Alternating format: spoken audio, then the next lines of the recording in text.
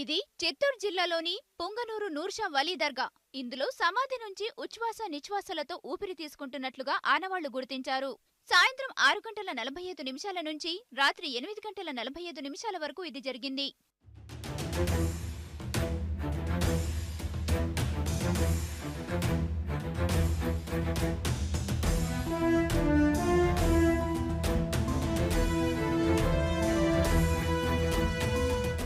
ఈ విషయాన్ని స్థానిక సిటీ కేబుల్ యజమాని మస్తాన్ కుమారుడు పండు పసిగట్టాడు.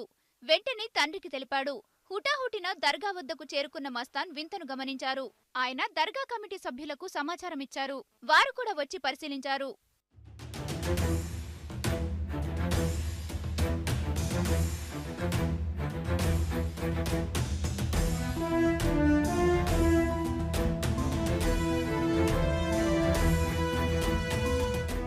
సమాధి నుంచి ఉచ్ఛ్వాస నిశ్వాసాలు వస్తున్నాయన్న వార్త తెలుసుకుని ముస్లింలు పెద్ద ఎత్తున తండోపతండాలుగా దర్గా దగ్గరకు తరలివచ్చారు. దర్గాలో పెద్ద ఎత్తున ప్రత్యేక పూజలు చేశారు. అర్ధరాత్రి వరకు జనం దర్గా వద్దకు తరలివచ్చారు.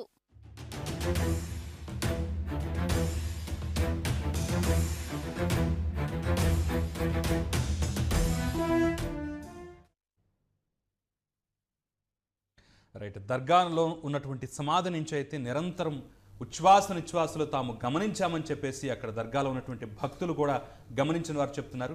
మరి దీన్ని ఏ విధంగా చూడాలి? ఇది సైన్స్ కందని వింతగా చూడాలా, లేదంటే సైన్స్లో ఒక భాగంగా చూడాలా, లేదంటే ఆ దేవుని యొక్క మహిమగా చూడాలా?